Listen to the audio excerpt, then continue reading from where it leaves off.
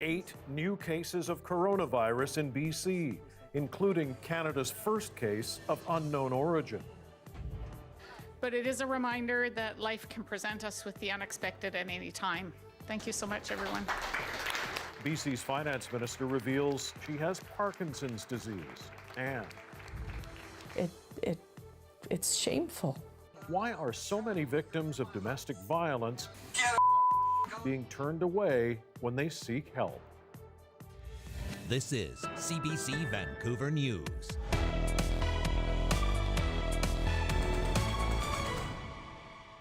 Good evening. BC has 8 new cases of coronavirus tonight, including one considered Canada's first community transmission, meaning the woman has not traveled recently or been in contact with an infected person. Our Leanne Young is here live with more on this tonight. So Leanne, take us through these new cases. Yeah, Mike, let's start with that first case of community transmission, as you say. It's concerning because they don't know where she became infected. We're talking about a woman in her 50s. She lives in the Vancouver Coastal Health region. She has not recently traveled, and she's had no known contact with any of the existing cases of COVID-19. They found her case because doctors have been more vigorously testing flu patients for coronavirus as well. So she was not in isolation when she had those symptoms. We do that in detective work to try and connect the dots so we can find out. So there's likely at least one other person out there who's either had this disease or has this disease, and we need to find them and find their contacts so we can stop any further transmission. The 7 other cases, most of them were expected. 4 of them were related to one of the cases announced last week. This was the man who's in his 60s who had been to Iran. They were already in isolation when their symptoms developed. 2 men in their 20s and 30s, and also 2 women in their 50s and 60s. Then there's another travel-related case, this one also from Iran, a couple from the same family, a woman in her 50s and a man in his 60s. And then the final case, this one a little bit different, a resident from Seattle who was here visiting family. And one of those 8 cases was linked to the closure of a school downtown today, the University of Canada West. Yeah, we're going to have more on that university case coming up, Leanne. But Dr. Henry, in the news conference today, changing her tone when it comes to changing travel plans. What's she saying? Yeah, with spring break coming up, she says families should really think deeply about international travel. It's not a blanket cancel all plans, but it's certainly more risky now. I would have a low tolerance rate now for a lot of international travel because we are seeing that this is moving very quickly and things can happen quite suddenly. And I think it was an eye-opener for many people in northern Italy, how it evolved so quickly. And we're seeing the same thing in Washington State. So this is one of those years where I would shift my thinking to staying at home. If you are still planning to travel, some questions to consider. Does the place you're going to have a strong healthcare system that can take care of you? Is the travel essential? Who are you meeting with? Where are they coming from? And if you come home, do you have the capacity to handle a 14-day quarantine? So those are some of the things that you should be asking yourself right now. Mike? All right, Leanne, thanks very much. You're welcome. And a private downtown Vancouver college, as mentioned, has been shut down after learning one of the cases involves one of its students. University Canada West is closed for 3 days after students started showing symptoms. As John Hernandez reports tonight, other schools are preparing for a wider outbreak. The day started with confusion. I have no idea what's happening. I tried calling the school. It's just the campus is closed. We have no idea what's happening. Students turned aside at the front door of University Canada West. Nothing but this sign to tell them classes are canceled until further notice. Wow, we got some days off. I'm happy. But that enthusiasm was short-lived. School officials confirmed a student here has a presumptive case of COVID-19, likely passed on by his father, who was infected overseas. And we've contacted the students who were in the classes that may have been exposed by the students, and we've contacted all the faculty as well. That student and his roommate are in isolation for the next 2 weeks.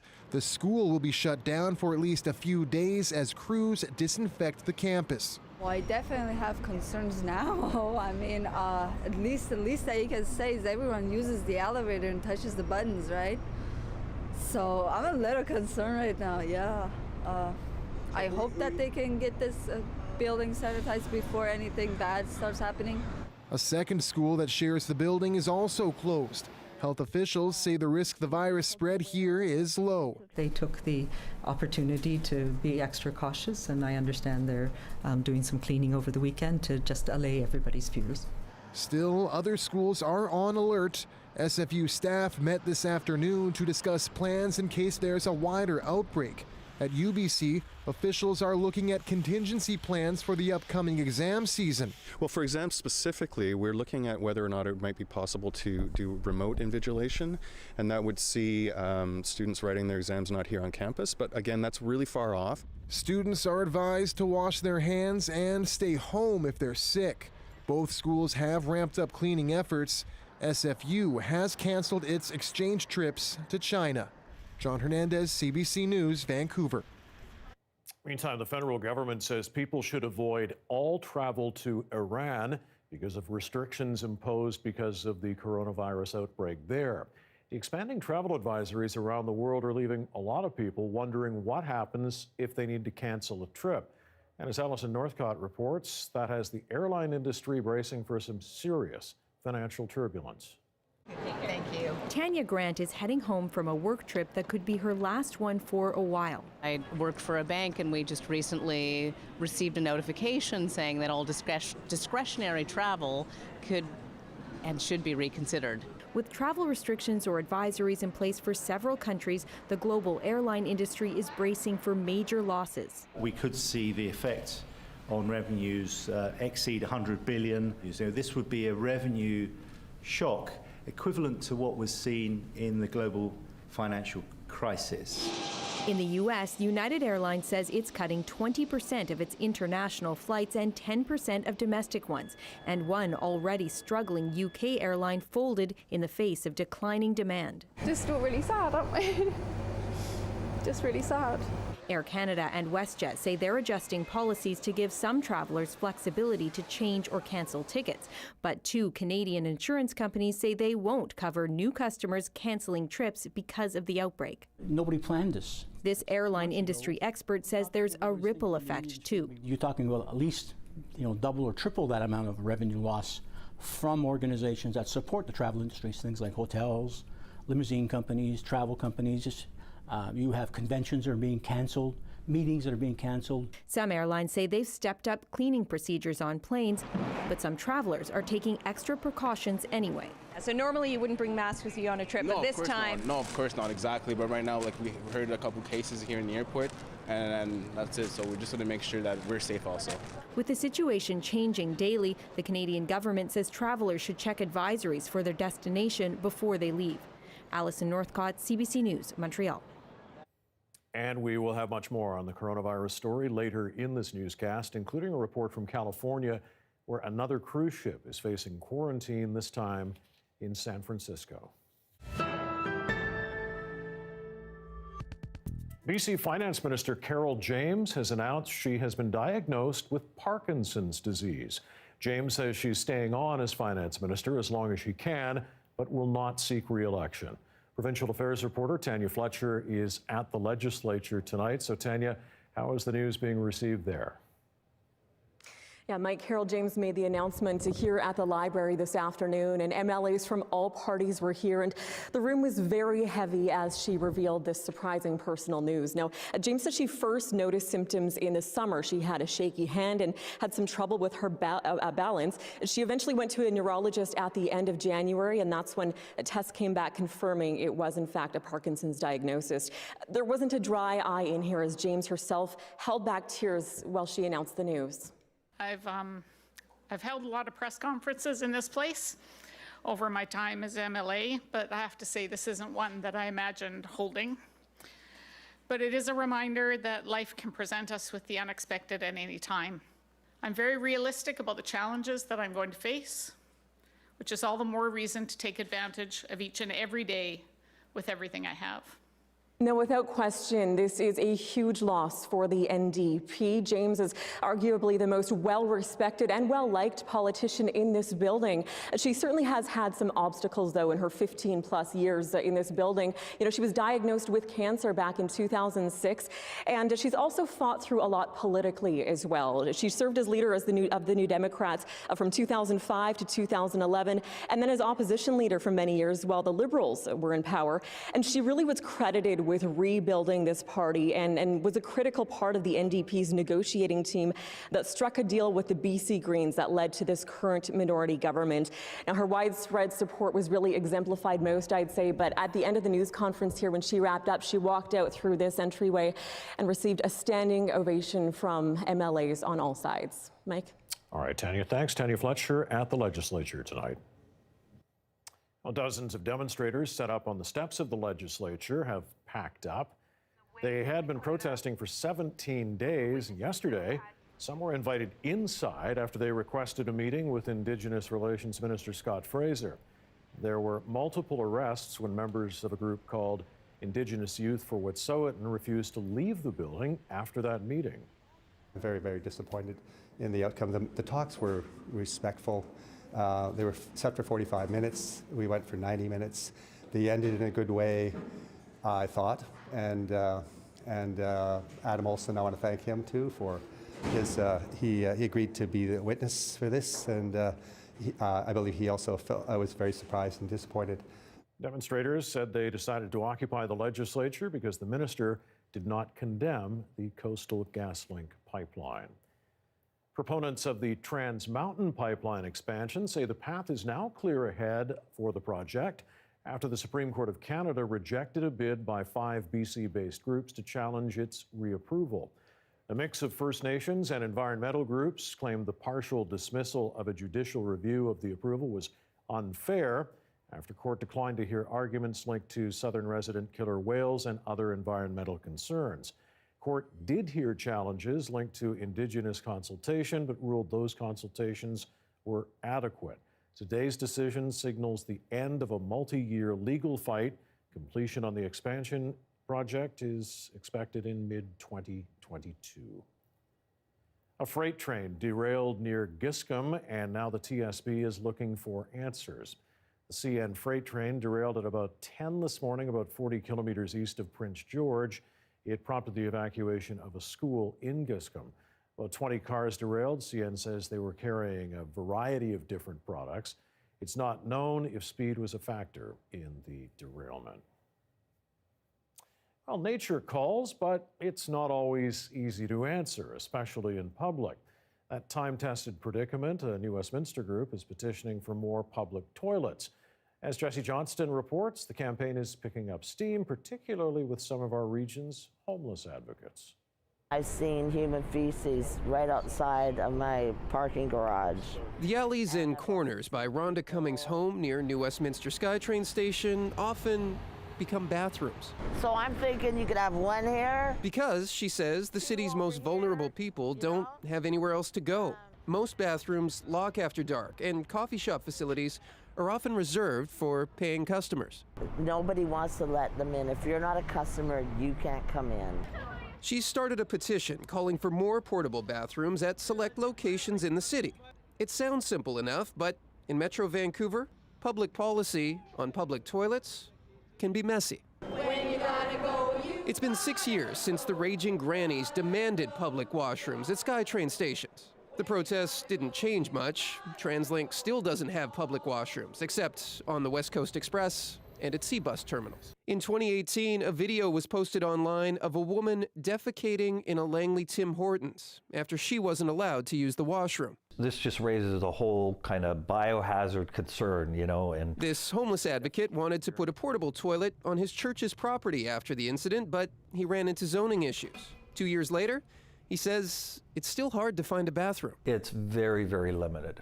The homeless really are dependent on, you know, the good graces of business owners.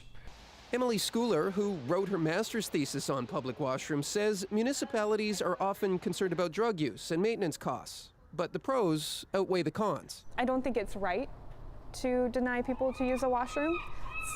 But when it comes down to it, it is a public issue, and it's something that I think local governments and local government agencies such as TransLink need to address. TransLink acknowledges its customers want washrooms. Its bathroom strategy, which has been in the works since late 2018, should be completed by the end of the year. But Cummings says that's too long to wait. We're all human beings. We all need to go to the bathroom. But that's hard to do when there's no bathrooms to go to. Jesse Johnston, CBC News, New Westminster.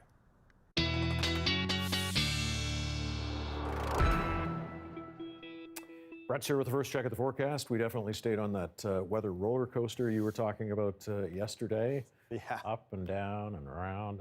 And then the showers came, and it was just one of those days that really, I think you could maybe classify this as being a bit forgettable, maybe. I don't know. Nothing really stood out to me too much. But what was an interesting thing to behold across the province, while the south coast was dealing with a lot of showers and definitely some snow at the higher elevations, you go farther inland, and temperatures ended up being the dominant story. So once again, we get to play the game of the warmest spot in the country. What would your guess be today? I'll give you a hint. It wasn't in the lower mainland, but this time we're going to be looking at Kamloops. Yes, just not too long ago, in fact, 2 hours, getting up to almost 14 degrees, 13.9 technically, and that was one of the warmest spots, of course, within the country, and is likely to be overtaken tomorrow, of all places, by Saskatchewan, but I'm going to leave that for a tomorrow story. In terms of our current temperatures, we're looking at about 7 degrees or so right now, and when we look ahead to what we could be seeing over the next little while, it's going to be a little bit more of this, the more of the showery activity that you're noticing here.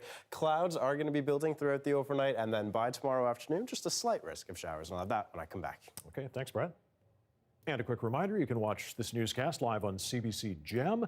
The free app is also where you can find other CBC programs. And CBC Vancouver is also on Facebook, YouTube, and Instagram. Every year in Canada, tens of thousands of domestic violence victims look for help.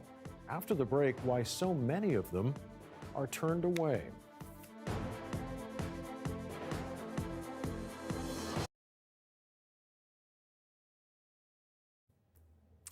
And thanks for tuning into our live stream tonight. We are ad-free during the commercial break on television. Okay, on this Throwback Thursday, we are taking you to a cat contest of sorts from the 90s. Hundreds of furry felines gathered in Richmond for the Cat Fanciers competition. And as our Deborah Goebel reports, she was there to meet contestants of every stripe. So Devin Rex? Now he's just talking, he's not aggressive. Yes. Oh, it's very soft. Yeah, like a suede hot water bottle. Like suede. Yeah, exactly like suede. Bald as a billiard ball. Or hairy as a kitchen mop. They are all here at the 36th Annual Cat Show and Competition. There are very, very few poor specimens here today. They are top quality cats because these breeders are out for blood. They want to win. They call themselves cat fanciers. It's kind of like you look at them and they just take a hold of your heart and you fall in love with them. There's just something about a cat. Cat lovers, they're more sensitive and everything, and dog lovers are more like the outgoing type. What makes a cat lover? When you'd rather have a cat than your husband. Every breed is here. And after 3 days of competition, most of them are pooped. But not this one. This is a champion.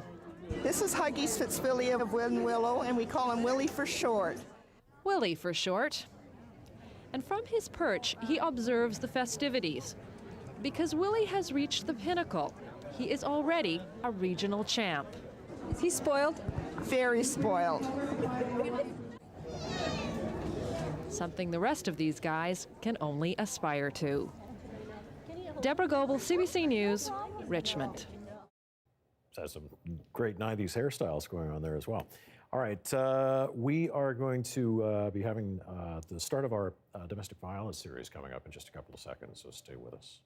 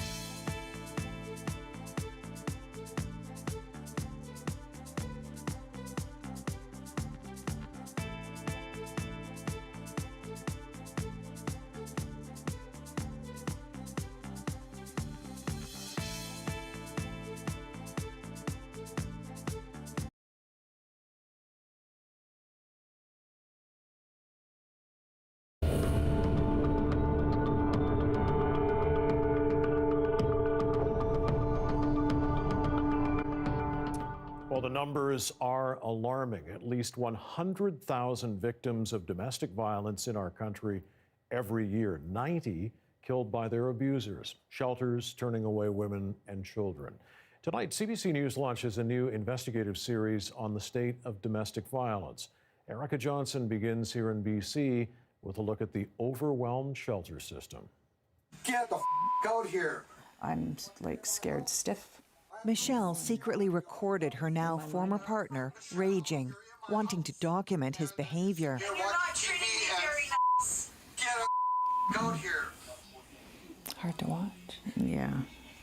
Things unraveled, she says, when he started drinking every night, would call her worthless, stupid, grab or push her. I worried that he would escalate and harm me in a way that I would regret for the rest of my life. For months, she said, she tried to get away, called half a dozen shelters for victims of domestic violence. All were full. Last November, CBC News contacted every Canadian shelter for women fleeing violence, heard back from 60%, and learned those shelters turned women and children away almost 19,000 times that month. It's shameful. And the number of people turned away each day is growing, up 69% between 2014 and 2018. Transition house?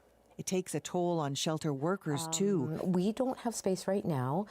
Frontline staff at this shelter in Langley turn away up to 35 women daily.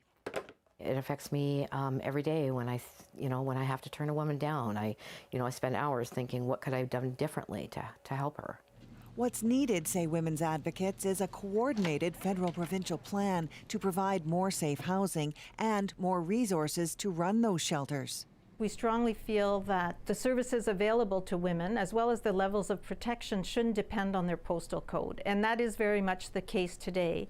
We need policies to change. Michelle is writing her MP, calling for action. She finally got into a shelter last month, but has to move out soon, make room for the next woman in crisis. Monday is in 3 days. Yeah. And you have no place to go. No place to go. And Erica Johnson joins us now with more on this. So, Erica, Michelle got in, but in these cases, what happens next?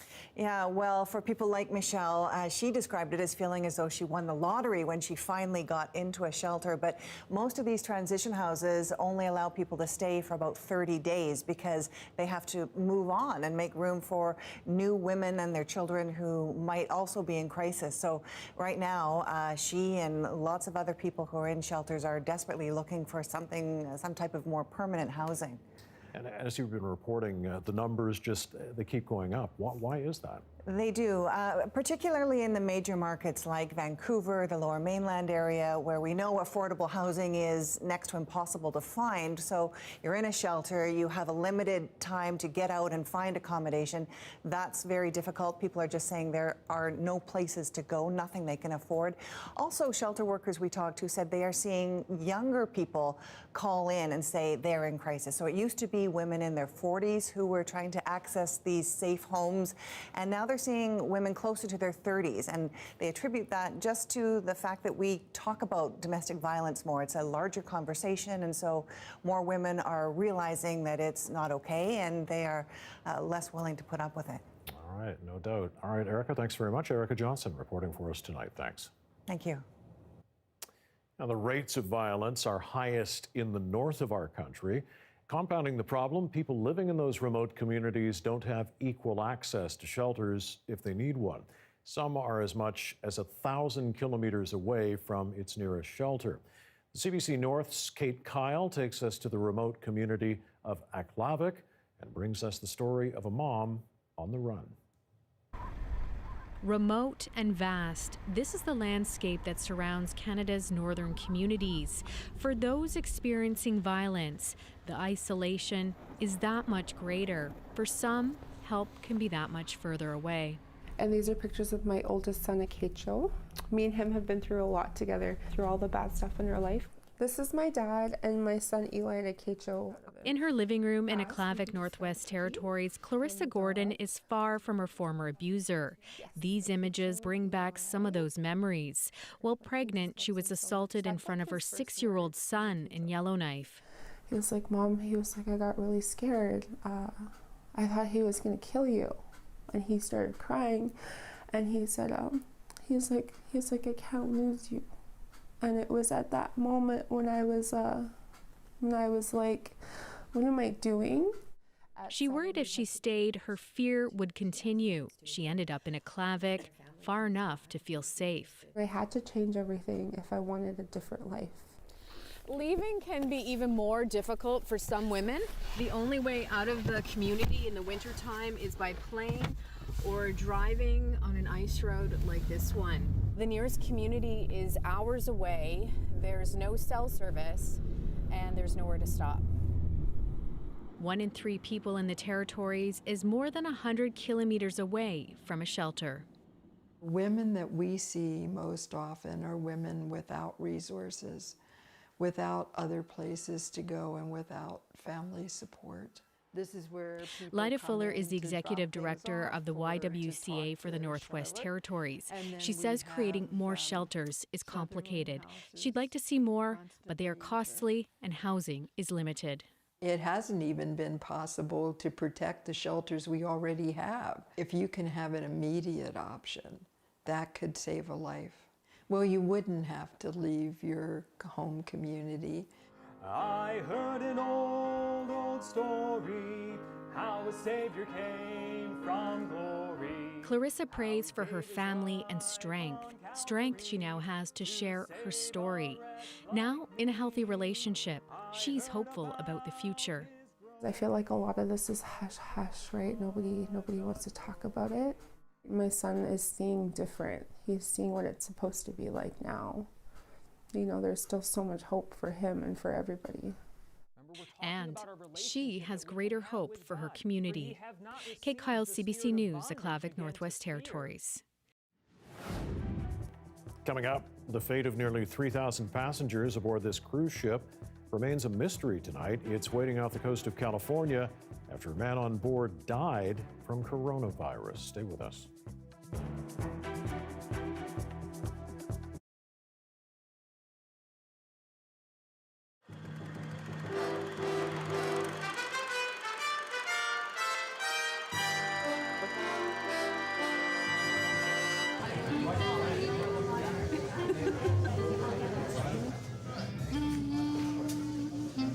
Vancouver's Yaletown, the Oyster Bar at the Century Grill. Those are good. Those are good. Friday, after work, everyone at the bar wants to down a few raw oysters. These salty, slippery morsels are becoming the darling of diners in the city. On an average, we're shucking 700 to 1,000 oysters a night. On our busier nights, we'll exceed 1,000. Jamie Gallant runs the Oyster Bar at the Century Grill. Although he offers oysters grown in Washington State and Prince Edward Island, BC oysters are rising in popularity. They're named after the places they're grown, like Fanny Bay and Chef Creek. Oyster farming employs more than 1,000 people in BC, and the demand for oysters means the farmers are making money, around $6 million a year. We've got California here, we've got San Francisco. The demand for BC oysters is good for Lee Loader as well. He owns some of his own oyster farms and packages and distributes oysters grown on his farm and others to destinations in the United States and around the world, 4,000 to 5,000 dozen every week. BC oysters are earning a reputation for safety as well as taste and quality. It's getting better and better, and as more and more growing areas are being closed throughout the world for pollution problems, we have a definite position to take if we want in the head of the industry, if we can keep our growing waters clean and our hygiene under control all the way through the system.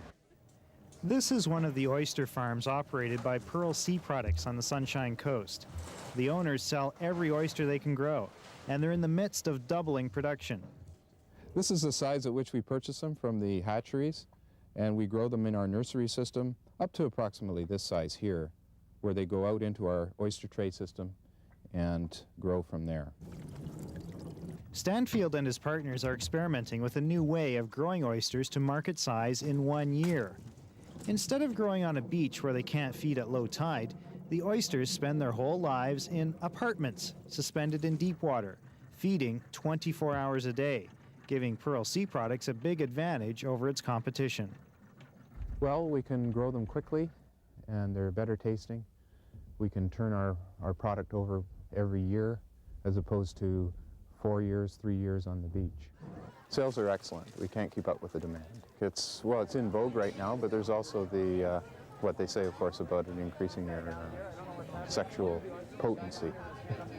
Well, maybe that's the reason more and more people are desiring oysters. They're actually very good at promoting one's sex drive. Have you ladies had oysters yet? Are you going to have some?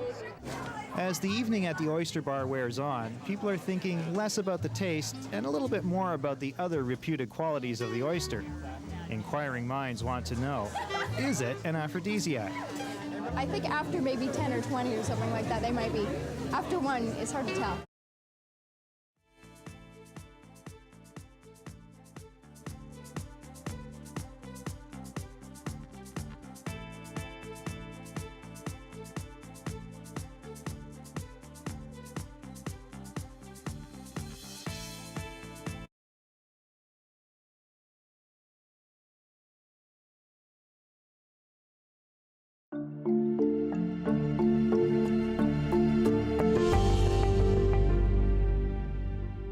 Our top story tonight, BC has 8 new cases of coronavirus. 4 of the people infected were in the same house as someone previously announced with the virus. 2 of the cases are people who returned from Iran. 1 is a Seattle resident visiting the Fraser Valley. But it's the 8th case that's a mystery. And as Tina Lovegreen explains tonight, it has health officials scrambling. Huge uptick in cases in BC. We do have 8 actually new cases within the last day. But the number that has health officials most concerned is one particular case, a woman with no travel history. So now we need to find out, okay, she hasn't traveled. There's nobody in her family, immediate family, that's traveled. So where did she pick this up? This is Canada's first apparent case of the COVID-19 virus spreading in the community. There's likely at least one other person out there who's either had this disease or has this disease, and we need to find them. 4 of the new cases announced today are linked to the same household and to a patient who was identified last week, a man in his 60s who had traveled from Iran. And they had been under observation and monitoring, and they developed their symptoms while in isolation. Another man and woman have also tested positive upon returning from Iran, bringing the total number of cases linked to that country in this province to 13. And the last case is a visitor from Seattle, where 11 people have died from the virus. Campus is closed. We have no idea what's happening. In Vancouver, students showed up at this private university to find it closed, at least until March 8th.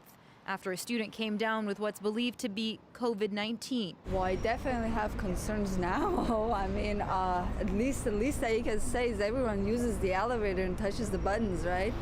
The university says the student's father recently tested positive for the virus and had traveled from overseas.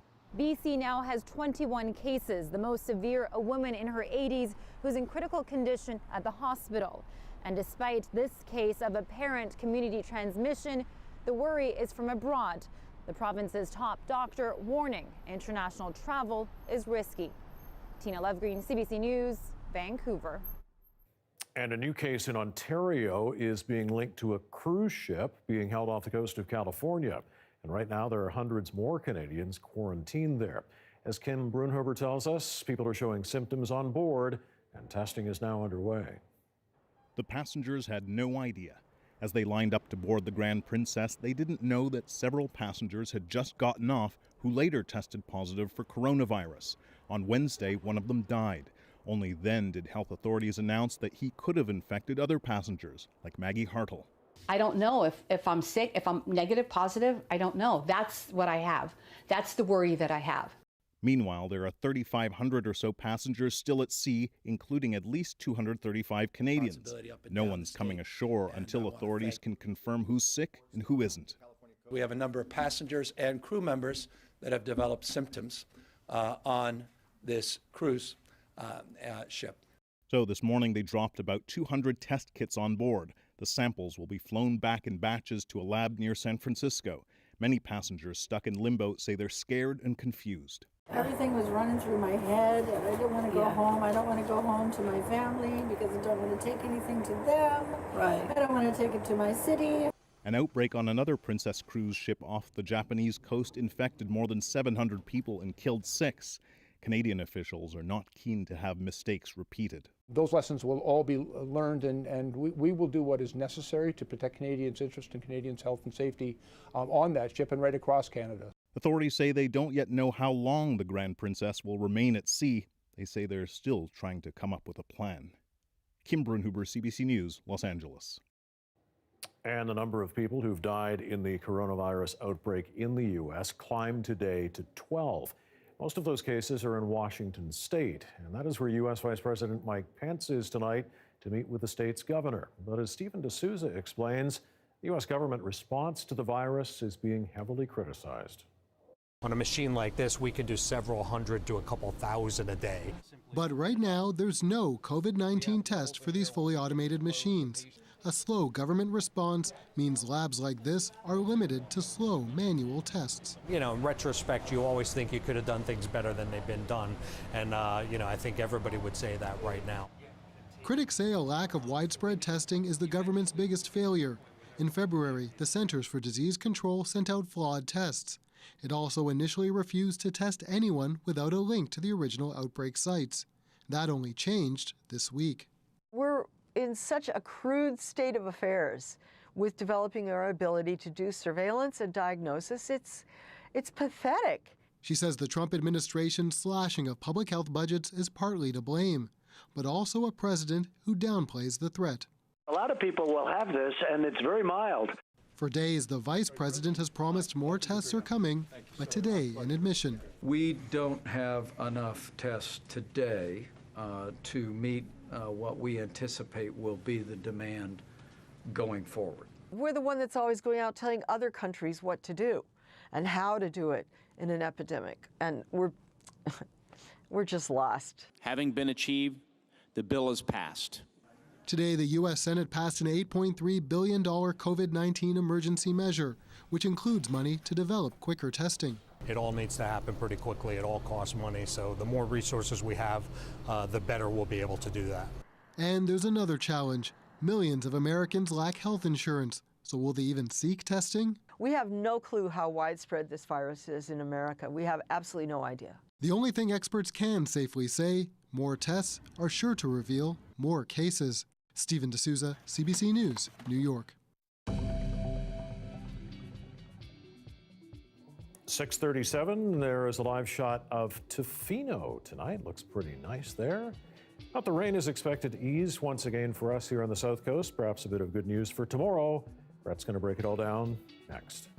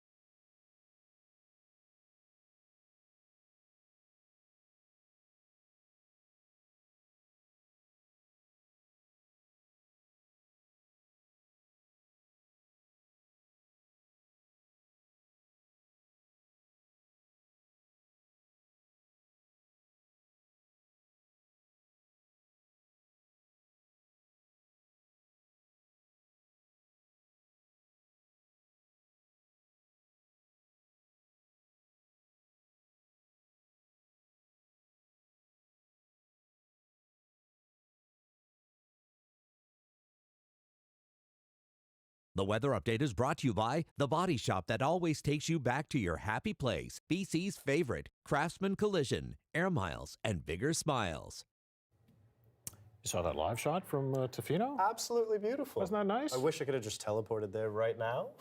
Be nice, wouldn't that Or be? send some of that our way? Well, exactly. And that's it. I think it is fair to assume that we're going to be dealing with a little bit of sunshine as well tomorrow, and even as we get into the weekend. I know I love to poke fun how Saturday's notoriously rainy. It's not going to be that bad, I don't think. But yeah, I'll get into all those details right now for you, but let's take a look back from this morning to see how we started off our day today. Just look at how speedy those clouds are moving over our mountains there. Definitely a sight to behold. You got about, maybe 1 hour of sunshine, I think, very first thing, and then those clouds, well, that was just the dominant story for the day. And the rain, by essentially 11, 12 o'clock in the afternoon, it came on and stayed with us for much of the day. Now, the trend, as we go ahead into the next couple of hours, is going to be a gradually clearing. So we could be seeing a few spotty showers for the overnight period into the Fraser Valley. But tomorrow afternoon, this is just to say there's a very slight risk for a shower. I do think it's going to be one of those days where you get a little bit of sun, maybe a stray shower here or there, and by tomorrow night, the cloud cover is going to be building in one more time, and that's going to be indicative of the trend to come.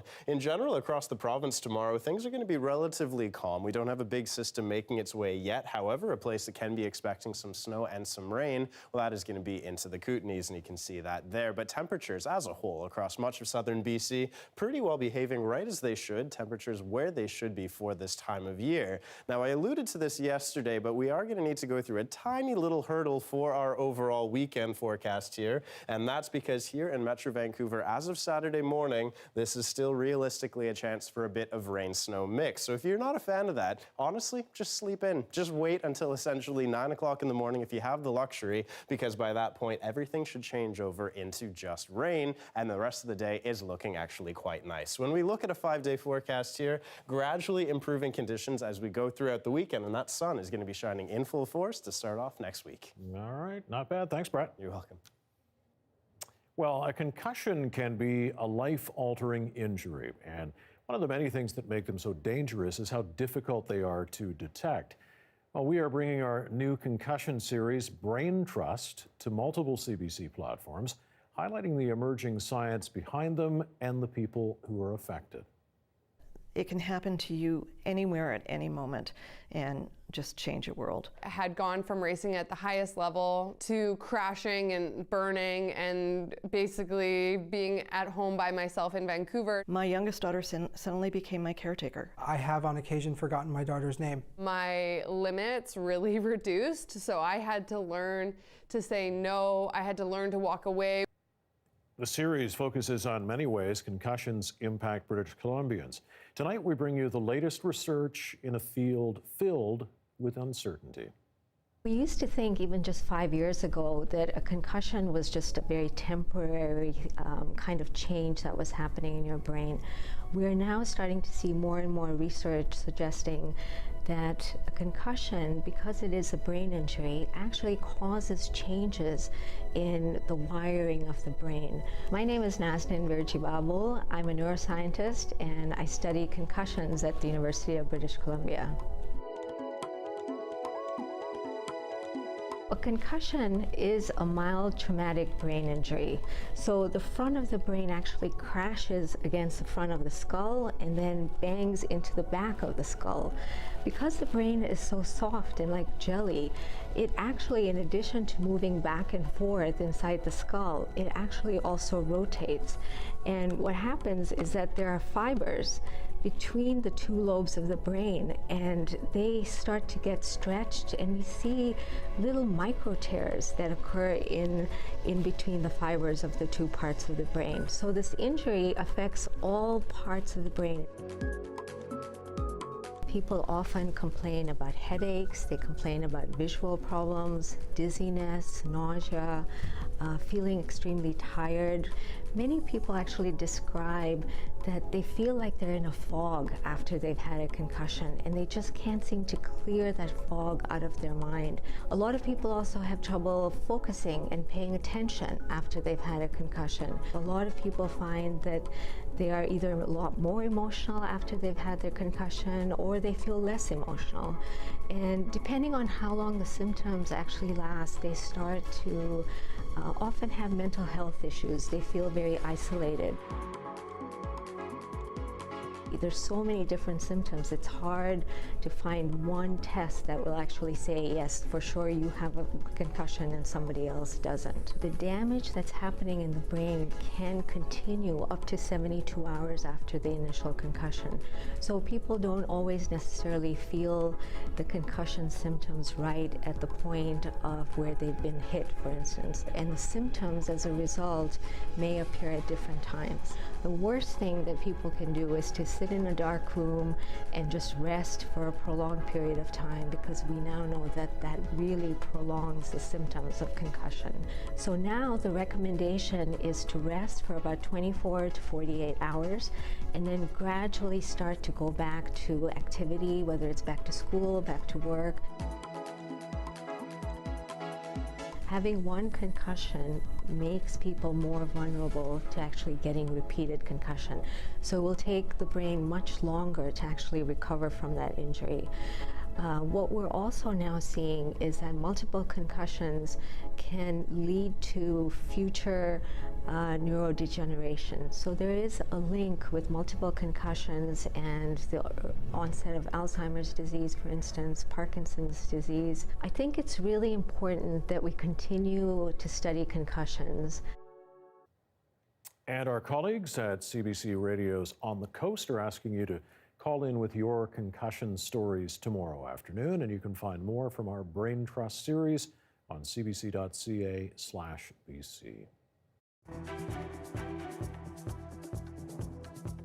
A gathering in Bella Bella meant to heal a community bruised by the arrest of an elder at a Vancouver bank. Our reporter's unique perspective on the gathering next.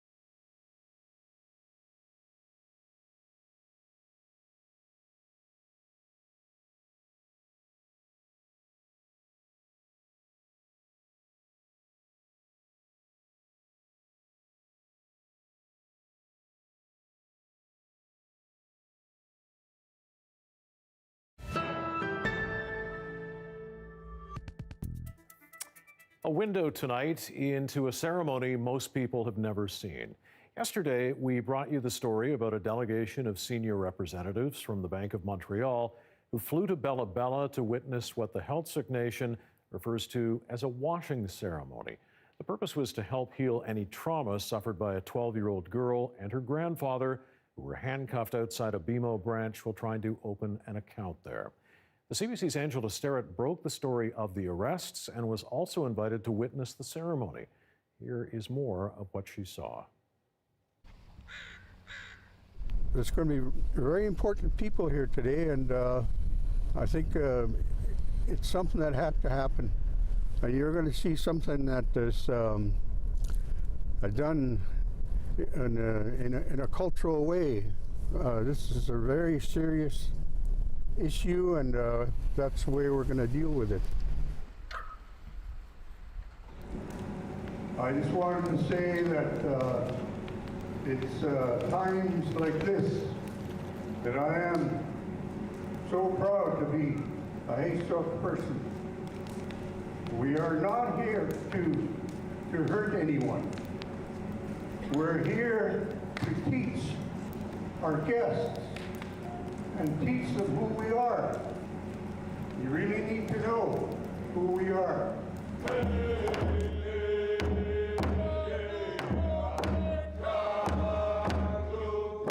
To say that Tori was afraid, confused, and traumatized by the experience cannot be expressed adequately. Tori, as we're doing this, we know that you have been very troubled by this experience, and we're so sorry that this happened to you. You didn't deserve it, and we want you to know that you are safe, that we will do all that we can to make sure that you are protected as you're growing into your role as one of our Healtsick women. And Max, we know that you are sensitive, that you're kind, that you're caring, and we are symbolically taking this experience off you. So when you're ready, we'd like you to throw the cedar into the fire. Remember, Tori, you're letting it go now, you're releasing it. Max, when you're ready.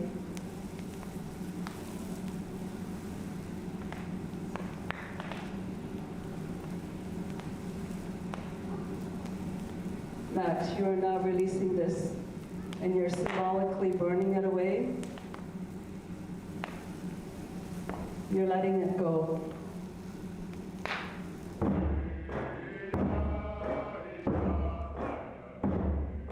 I didn't realize how angry I was about it and how much hate I had towards the Bank of Montreal. I feel so much lighter today. It's like a ton has been lifted off me. And first thing when I woke up this morning, I wasn't thinking about BMO or what happened. And I said, oh great, I'm not going to be thinking about it. So yeah, it amazes me about our culture and how strong it is. And if you do believe in it, it will help you. And yeah, it's helping me so far. I feel so much better. My heart's not heavy anymore. I feel more stable, stronger. Now, as mentioned, the CBC's Angela Sterrett was a participant in that washing ceremony. She attended the ceremony after being invited as a witness in recognition of her bringing this story to light in her role as a reporter.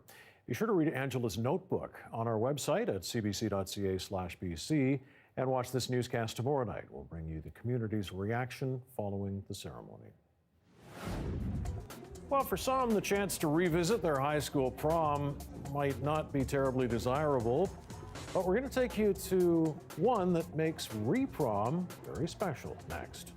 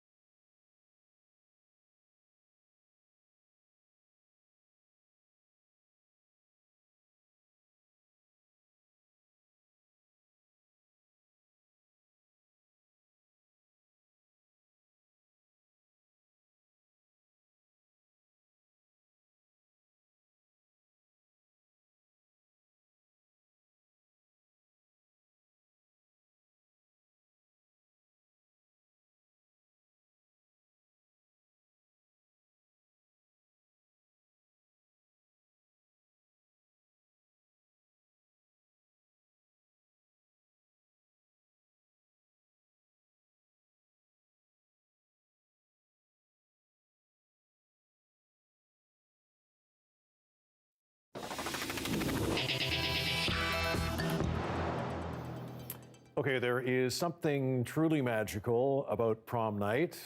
Well, at least that's the idea. But for some, it wasn't that great an experience, and for good reason. Well, this past weekend in Calgary, some people got the chance to do it all over again. David Bell shares their stories and the reasons for a re-prom.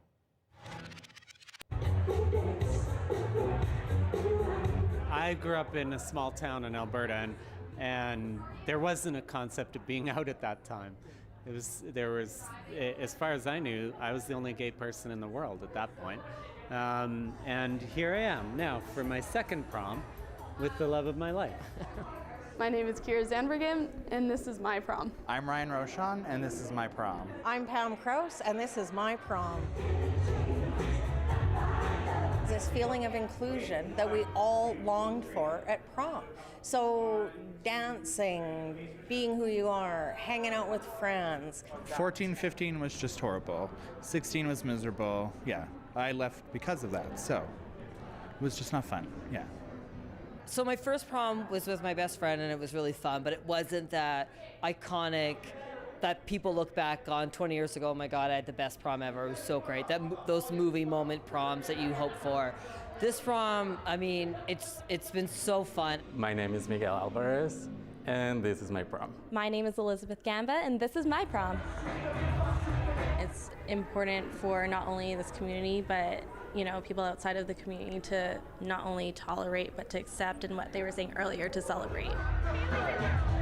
And actually, for our own high school grad, we were not out, so it's kind of cool to be able to redo it. Because everybody should be able to express who they really are. Everybody should be free to do what they want to do and love who they want to love. So I'm a firm believer of that. So yeah, I think it's very important that we have these kind of events here.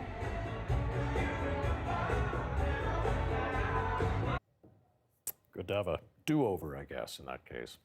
All right, that's it for us tonight. You can always find this newscast online, cbc.ca/BC. Dan is here, Leon's here tonight at 11 o'clock, right after the National. We liked it so much, we're going to show it to you again. A live shot of Tofino tonight. Enjoy, and have a great night.